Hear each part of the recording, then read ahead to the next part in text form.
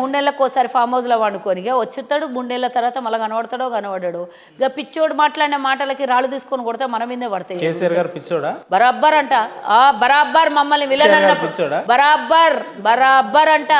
మరి పిచ్చోని చేతిలో రాయిస్తేనే తెలంగాణకి 7.5 లక్షల కోట్లు అప్పయింది. లేకపోతే మంచోనికి ఇస్తే మా ఆర్థిక శాఖ మంత్రి ఆనాడు రోషయ్య గారు ₹1 కూడా సంవత్సరంలో 2 లక్షల కోట్లు అప్పు చేయొచ్చు కానీ ఆయన 10 ఏళ్లలో దుర్మార్గానికే వడ్డీలు కట్టినాం. అవి మేము చేసిన అప్పులు కాదు, కేసీఆర్ చేసిన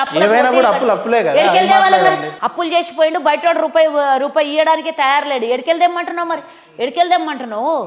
ఎక్కడి నుంచి దేవాలి అది చెప్పాలి. ఇన్కమ్ సోర్స్ పెంచండి, ఆర్థిక వనరులు పెంచండి. ప్రభుత్వం దేనికోసం నడుపుతున్నారు? అప్పులు తీసుకొచ్చి 10 నెలల్లో ఇన్కమ్ సోర్స్ పెరిగిపోతుందా? అడుగో ఆ దుర్మార్గుడు ఎందుకు చేసిపోయిండు? 7 లక్షల కోట్లు ఏం చేసిండు? అదనంగా కొత్త ఉద్యోగాలు ఇచ్చిండా? అదనంగా ఇందిరమ్మ ఇళ్ళు కట్టించిండా? ఇంటికో ఉద్యోగం ఇచ్చిండా? 3 ఎకరాల భూమి ఇచ్చిండా? లేకపోతే దళితులకి 10 లక్షల రూపాయలు ప్రతి ఒక్కరి ఇంటికి వేసిండా? ఏం చేస్తే తెలంగాణలో 7.5 లక్షల కోట్లు అంటే ఏమి? 7.5 కోట్లు కావుతాం అవి. 7.5 లక్షల కోట్లు అవి కౌంట్ చేయడానికి ఇగో ఈ స్టూడియో నిండా కూడా నిండిపోతుంది.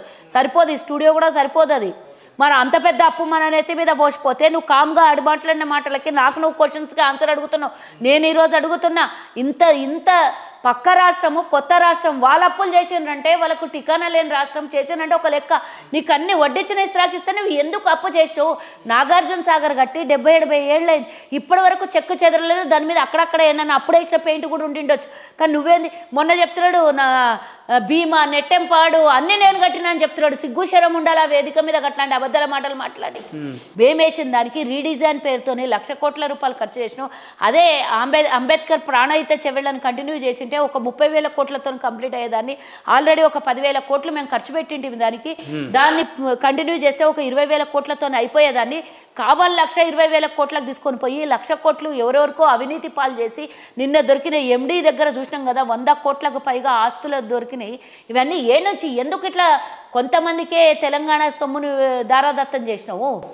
ఇది అడిగేటోళ్ళు ఎవరు లేరని ఇష్టం వచ్చినట్ల సభలు పెట్టి మాట్లాడితే మేము చెప్పడానికి కేసీఆర్ గారు వైఫల్యాలు ఉన్నాయనే కదా ఆయన ఓడగొట్టి ప్రతిపక్షం ఏం చేస్తున్నారని ఆయన అడుగుతున్నాడు. నేను చెప్తున్నా, అన్నం వండడానికి చాలా సేపు పడుతుంది.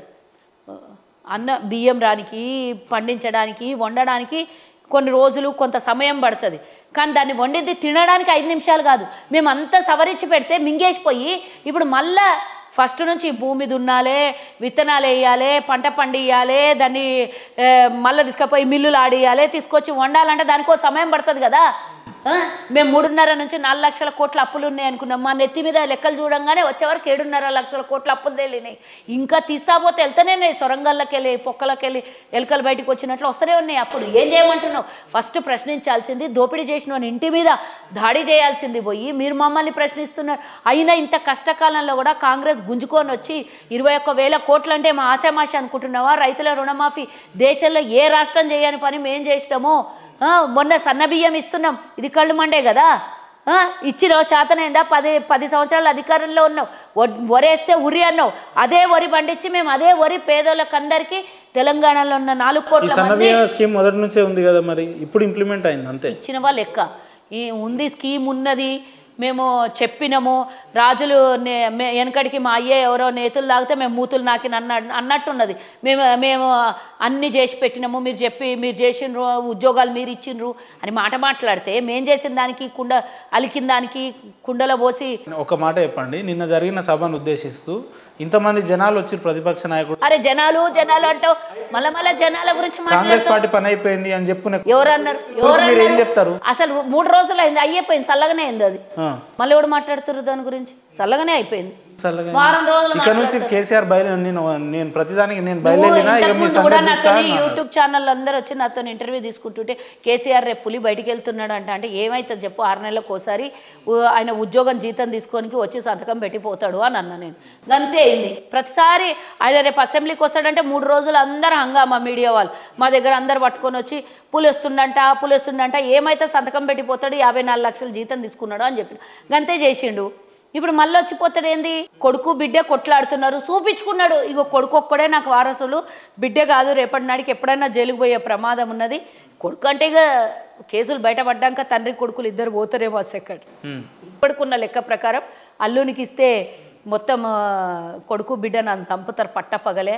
అని బిడ్డకిస్తే కొడుకు అలుగుతాడు, అల్లునికి ఇస్తే బిడ్డ కొడుకు కథం పట్టిస్తారని ఒక లెక్క చూపించిండు. బాప్ బేటా ఏకీ హే బాకీకా కొయ్ భీ నయ్యే మేరే సాత్ అని చూపించుకోవడానికి ఆ సభ పెట్టినట్టు కనబడింది. కానీ వాళ్ళ పార్టీ గురించి కానీ, కార్యకర్తలకు మనోధైర్యం కానీ, కార్యకర్తలకు బలం కానీ. బీఆర్ఎస్ పార్టీ దాసో శ్రవణ్ గారు మాట్లాడుతున్నారు, ఇంతసేపు ముఖ్యమంత్రిగా మాజీ ముఖ్యమంత్రి మాట్లాడిండు, ఈ మాట్లాడిన సందర్భంలో ఒక్కసారి కూడా రేవంత్ రెడ్డి పేరు తీయలేదని రేవంత్ రెడ్డి గారు 2 రోజుల నుంచి అన్నమే తింటలేడట, బాగా రంది చేసుకుంటున్నాడు, జ్వరం వచ్చింది. లేదు అట్లా కాదు, రేవంత్ రెడ్డి పేరు తీసుకోవడానికి కూడా భయం పడేటటువంటి కేసీఆర్.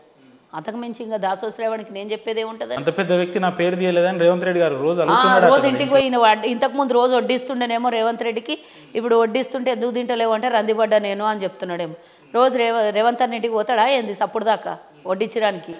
స్టీవర్డ్ షెఫ్ వేసం వేసుకొని పోయి వస్తాడేమో. మరి బట్టి విక్రమార్క పేరన్నా తీసింది కానీ ముఖ్యమంత్రి పేరు తీయలేదు అనేది ఒక బాధ ఉంది. నేను అదే చెప్తున్నా, రేవంత్ రెడ్డి పులిలాగా కనబడుతుంటాడు కాబట్టి పేరు తీయనికి. అంటే మనిషి కదా రేవంత్ రెడ్డి గారు పులిలాగా? పులి అంటే మీ ఉద్దేశంలో పులేనా?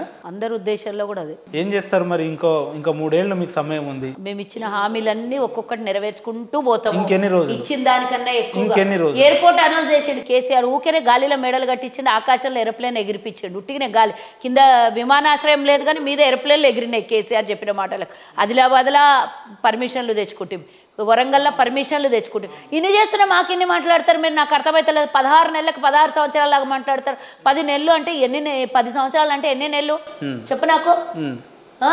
15 నెలలు అంటే మీకు సంవత్సరంన్నర కాలం కదా, మీకు అది ఎక్కువనే అంట నేను. వాళ్ళకి 10 సంవత్సరాలు అంటే ఎక్కువ కాలేదు కదా. ఓకే, మీరు 10 ఏళ్లలో చేస్తామనిలే, 5 ఏళ్లలో చేస్తామని లేదక్క, 100 రోజుల్లో చేస్తామని. అందుకే ప్రజలు ఆశ. మేము 100 రోజులలో అన్ని ఒకటొకటి చేసుకుంటూనే వస్తున్నాం. మేము వాళ్ళలాగా అబద్ధాలు ఆడతలేం కదా, చెయ్యము అని చెప్తలేం కదా. 100 రోజుల్లో చేస్తామని వాళ్ళు ఏమన్నారు? ఇంటికో ఉద్యోగం అన్నాడు. అదే పోయి అసెంబ్లీలో ఏం మాట్లాడాడు? అది సాధ్యమయ్యే పనే అన్నాడు.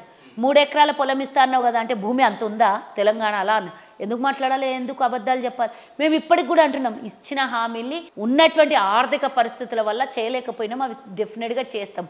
ఇప్పటికే చాలా చేసినాము. కేసీఆర్ చేసిన వడ్డీలు అప్పులు చేసిన వడ్డీలు కడుతున్నాం. మళ్ళీ ఇచ్చిన పథకాలు మేము రుణమాఫీ చేయకపోతే ఇంకో ఏడాది దాటేసిన ఎవడేమనుకున్నారు, మాకు జస్ట్ మాట్లాడుతుర్రు అంతే. కానీ అయినా చేసినాం కదా. రైతుల మీద భారం పడొద్దు. వాళ్ళు రేపు వ్యవసాయం చేసుకోవాలంటే మెంటల్ టెన్షన్తో కొంతమంది ఉరేసుకొని చచ్చిపోయిన వాళ్ళు ఉన్నారు, కుటుంబం ఆగమైంది ఉన్నది, బ్యాంకు వాళ్ళు ఇబ్బంది పెడితే తట్టుకోలేని పరిస్థితులలో వ్యవసాయం చేయలేకపోతారు.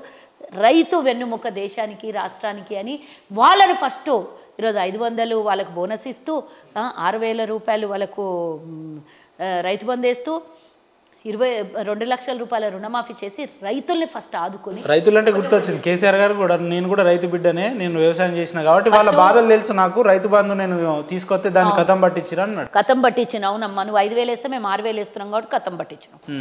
నువ్వు కొండలకు కోనలకు వేసినావు కాబట్టి మేము వేయలేదు కాబట్టి కథం పట్టించినాం. అంతే కదా.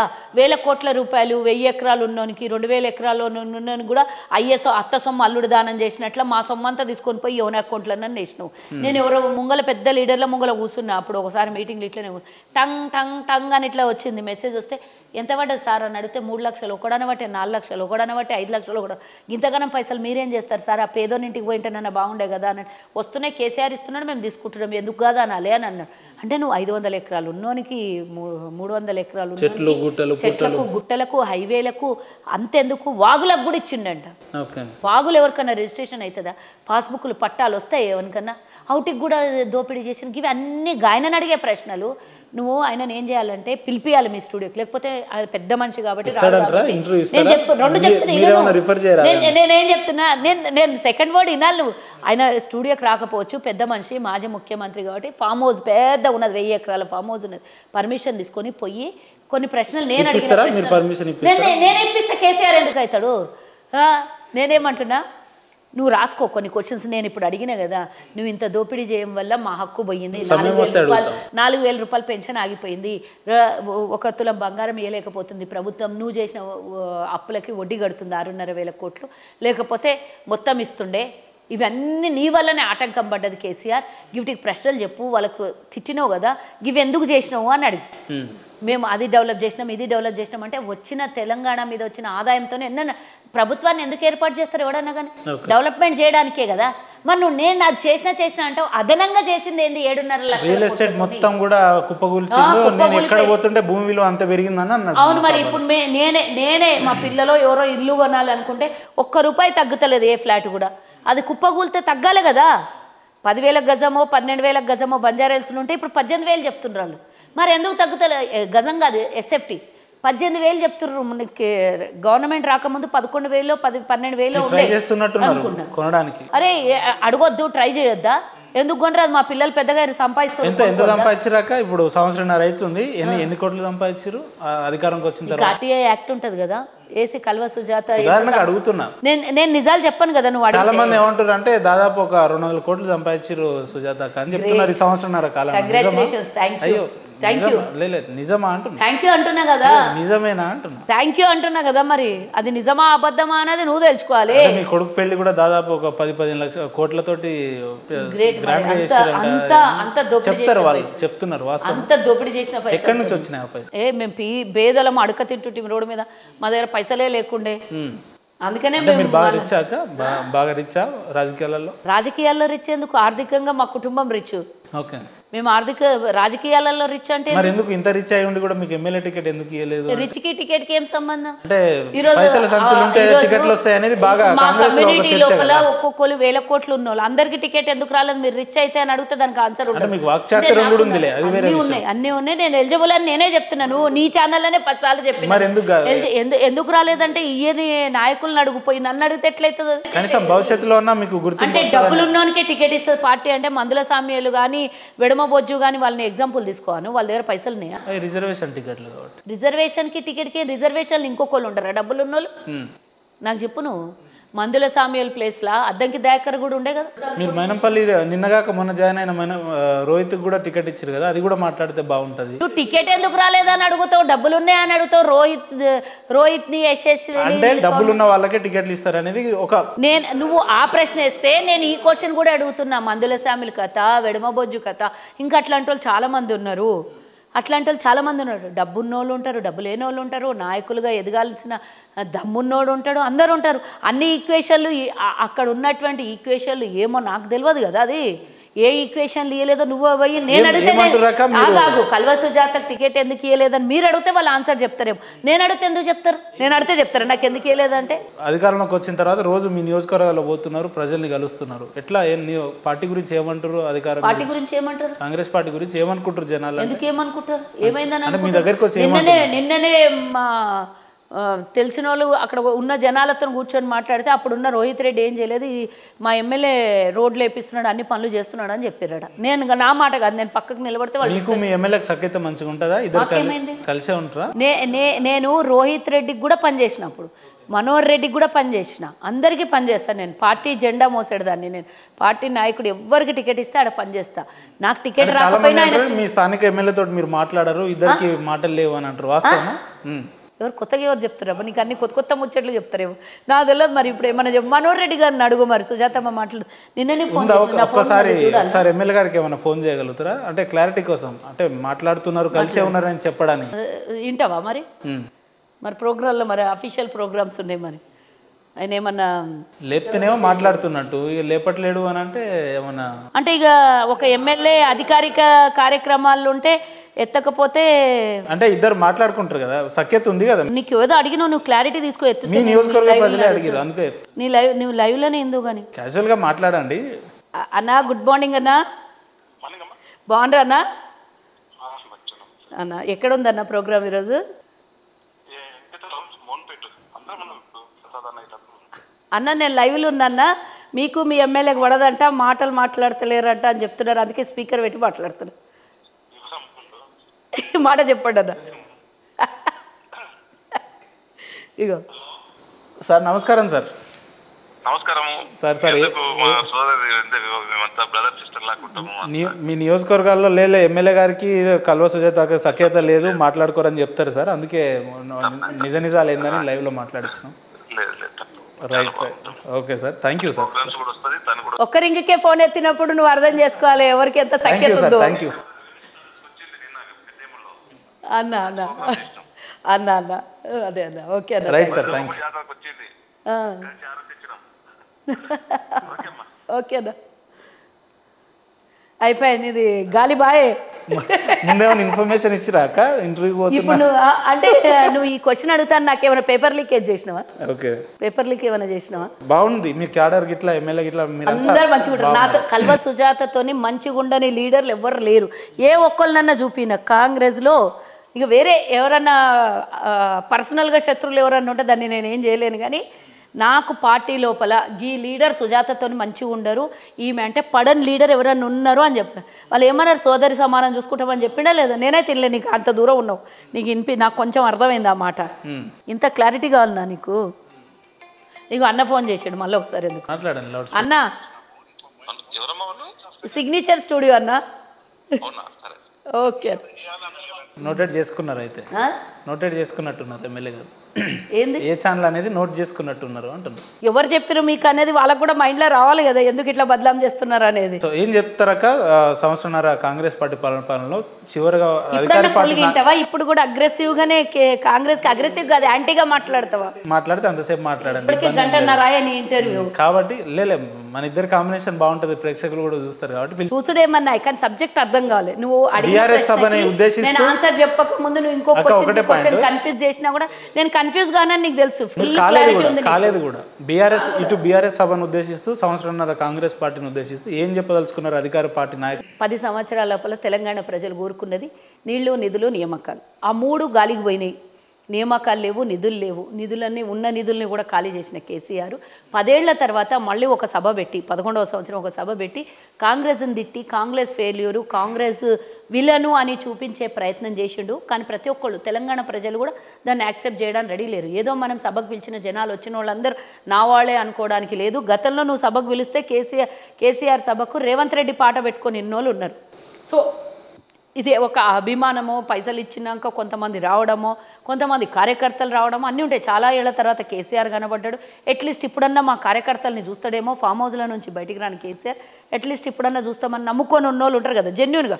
అంటే పార్టీ కార్యకర్తల్ని నేను తిట్టను, ఎందుకంటే ఏ పార్టీలు ఉన్నా కూడా వాళ్ళ పార్టీ ధర్మాన్ని పాటించుకొని వాళ్ళు పనిచేస్తారు. వాళ్ళకి అట్లీస్ట్ కేసీఆర్ ఏదన్నా సంకేతం ఇస్తాడేమో, ధైర్యంగా ఉండండి, అండగా ఉండండి, మేమున్నాము, అధైర్యపడొద్దు, ఏదన్నైనా మేము ఎదుర్కొని మీ కార్యకర్తల్ని కాపాడుకుంటాము. కార్యకర్తలకు 25 ఏళ్లలో మేము చేసింది ఎంత ఉన్నదో తెలియదు, కానీ రేపు పొద్దున ఫ్యూచర్లో అయితే మేము మీ వెనకాలనే ఉంటాము, మీరు మా వెంబడే ఉండండి అని ఏదైనా మంచి సంకేతం ఇస్తారేమో అనుకున్నాం. ఆ సంకేతాన్ని పక్కకు పెట్టిండు. 25 ఏళ్లలో వాళ్ళు ఏం చేసిండ్రో అభివృద్ధి గురించి మాట్లాడలేదు. ఫ్యూచర్లో మేము కార్యకర్తలకు ఇది మా ఎజెండా అని చెప్తాడేమో అనుకున్నాం. అవి ఏవీ చెప్పలేదు. కేవలం కాంగ్రెస్ని తిట్టడం కోసం సభ పెట్టినట్లు కనబడింది. తిట్టినా పర్వాలేదు, మేము అధికారంలో ఉన్నాం, నువ్వు ప్రతిపక్ష నాయకుడివి, కానీ అది రజతోత్సవ వేడుకలు. మీ పార్టీ గురించి, మీ పార్టీ ఎజెండా గురించే మాట్లాడాలి. కొంచెం మమ్మల్ని తిట్టినా పర్వాలేదు, 85% మమ్మల్ని తిట్టడం కోసమే సరిపోయింది. ఏది ఏమైనా నువ్వు తిట్టిన దానికి జవాబు చెప్తాము, కానీ నీకు ప్రతిపక్ష హోదా ఏ విధంగా ఉందో ఆ విధంగా గౌరవించడానికి మేము రెడీగా ఉన్నా కూడా నువ్వు అసెంబ్లీకి రాలేవు కదా. మళ్ళా పైగా పిల్లలు మాట్లాడిన దానికి అన్నాను, పిల్లలైనా సరే పెద్దోళ్ళైనా సరే అధికారం ఉన్నప్పుడు తల వంచాల్సిందే మీన్స్ ఆ హోదాకి గౌరవం ఇవ్వాల్సిందే. ఆ గౌరవం ఇవ్వకుండా అగౌరవంగా మాట్లాడినావు కాబట్టి చట్టపరంగా నువ్వు శిక్షార్హుడివే. రెండవ విషయానికి వస్తే, మేము చేసిన అభివృద్ధిని తట్టుకోలేక మా మీద వ్యతిరేకంగా మాట్లాడినావు. మేము ఈరోజు 6,500 కోట్ల రూపాయలు ప్రతి నెల వడ్డీ కడుతున్నాం. 22,000 కోట్ల రూపాయలు నువ్వు చేసిన అప్పుల్లో నుంచి అసల్లో కట్టినాం. 21,000 కోట్ల రూపాయలు, 21,000 కోట్లకు పైగా ఈరోజు మేము రైతులకి రుణమాఫీ చేసినాం. మిగిలిన వాళ్ళకు కూడా ఏ టెక్నికల్ ఇష్యూస్ ఉన్నా క్లియర్ చేసి అవి కూడా త్వరలో తీర్చేస్తాం. 500కు నీ హయాంలో నీ కార్యకర్త కూడా 1,200కి సిలిండర్ కొన్నాడు. ఈరోజు నీ కార్యకర్త కూడా 500కే సిలిండర్ని ఇస్తున్నాం మేము. ఈరోజు నీ మహిళలైనా సరే, తెలంగాణలో ఉన్న ఏ మహిళ అయినా సరే ఉచితంగా బస్సు. ఆ రోజు ఆర్టీసీ ఉద్యోగస్తులకు నడి రోడ్డు మీద పిచికారి పెట్టించి బ్యారిగేడ్లు వేసి ముళ్ళ కంచెలేసి కొట్టించినో, రోడ్ల మీద బట్టలు చిరిగిపోయిన వాళ్ళవి అంతా చేసి 30-40 మంది చచ్చిపోతే నువ్వు ప్రగతి భవన్కి కొంతమందిని పిలిచి బిర్యానీ పెట్టినావు. కానీ ఈరోజు ప్రతి ఒక్కడు బిర్యానీ తినేటట్టుగా ఆర్టీసీ ఉద్యోగస్తుడు తెలంగాణలో ఈరోజు మహిళలకి తలెత్తుకునే విధంగా వాళ్ళకి సేఫ్ అండ్ సెక్యూరిటీ ఆర్టీసీ ఉచిత బస్సుని ఇస్తూ వాళ్ళకి 1000 నుంచి 3,000 వరకు బస్సు వాడడం వల్ల మహిళలకు ఆదాయాన్ని ఇస్తున్నాం. అఫ్కోర్స్ మేము 2,500 రూపాయలు ఇస్తామన్నాం, ఇస్తాం త్వరలో. కానీ అదనంగా మేము ఇస్తున్నటువంటి ఆదాయం 1000 నుంచి 3000 వరకు బస్సులు, అంటే ఊర్లలో నుంచి వచ్చే వాళ్ళు ఉంటారు, లోకల్లో తిరిగే వాళ్ళు ఉంటారు, 3000 వరకు పైగా ఇంకా ఎక్కువగా ఉంటాయి. ఒకటి సేఫ్ జర్నీ, రెండవది ఆదాయం. 500 గ్యాస్కి ఇస్తున్నాం, 200 యూనిట్లు. నేను ఒక్కొక్క ఇంట్లలో మొన్న సన్నబియ్యం భోజనం చేయడానికి పోయినప్పుడు ఒక్క ఇంట్లో పేదోళ్ళు ఇల్లే క్యాండిల్స్ చేసుకొని ఉంటారంట, వాళ్ళు బతుకుతారు. వాళ్ళ ఇంట్లో అడిగిన నేను ఎంత వస్తుందంటే 900 నుంచి 1000 రూపాయలు మా కరెంటు బిల్లు వస్తుంది. ఇప్పుడు అది ఆదా అయిందండి. అదనంగా బస్సు, అదనంగా కరెంటు బిల్లు, 500 గ్యాసు, ఉచిత బస్సు అది ఇంకోటి ఏమి ఇచ్చినాం, రైతులకి 500 రూపాయలు, అంటే రూరల్లో ఉండే వాళ్ళకి మేము ఇచ్చినటువంటి బోనస్లు. అంతేకాకుండా మహిళా సాధికారత పెంచడం కోసం మహిళలకు ఎంతోమందికి ఉపాధిని కలిగిస్తూ వడ్డీ లేని రుణాలను ఇస్తున్నాం. గతంలో కేసీఆర్ వాళ్ళ వడ్డీలు తీసుకొని వాళ్ళకి రావాల్సినటువంటి బకాయిలు 3,500 కోట్ల రూపాయలు, 18,000 కోట్లు, ఎంతో నాకు సరిగ్గా గుర్తులేదు ఆ ఫిగరు, అది కూడా వాళ్ళకి ముంచేసిండు. ఆర్టీసీకి రావాల్సినటువంటి బకాయిలు ఇవ్వకుండా వాళ్ళకి ఇబ్బంది పెట్టిండు. ఈరోజు మేము 300కు పైగా కొత్త బస్సులను ఏర్పాటు చేసి మళ్ళీ ఆదాయాన్ని ప్రభుత్వం ద్వారా ఆర్టీసీకి 1,000 కోట్ల రూపాయలని, ఇప్పటికే 1,500,000 మంది కన్నా ఎక్కువగా ప్రయాణం చేసారు బస్సులో, 150 కోట్లు సంథింగ్, 150 కోట్ల మంది బస్సులో ప్రయాణం చేస్తే ఆ ఆదాయం అంతా ఆర్టీసీకి కట్టినాం మేము. ఈ విధంగా ఆర్టీసీ బతుకుతుంది. ఈ విధంగా ఉద్యోగస్తులకు 60,000 ఉద్యోగాలు ఇస్తే వాళ్ళ కుటుంబం 60,000 ఇంటూ కనీసం 3 వేసిన 6×18 1,80,000 మందికి ఈరోజు డైరెక్ట్గా ఇన్కమ్ ఇచ్చినాం మేము. అంతేకాకుండా స్కిల్ డెవలప్మెంట్ సెంటర్లని పెట్టినాము. ఈరోజు విదేశీయుల నుంచి చేయాల్సినవి 2,40,40,000 కోట్ల రూపాయల హామీల్ని తీసుకొని వచ్చినాము, విదేశీ పెట్టుబడుల్ని. అలాగే ఇంకా డెవలప్మెంట్లు మేము స్పోర్ట్స్ యూనివర్సిటీ కట్టబోతున్నాము.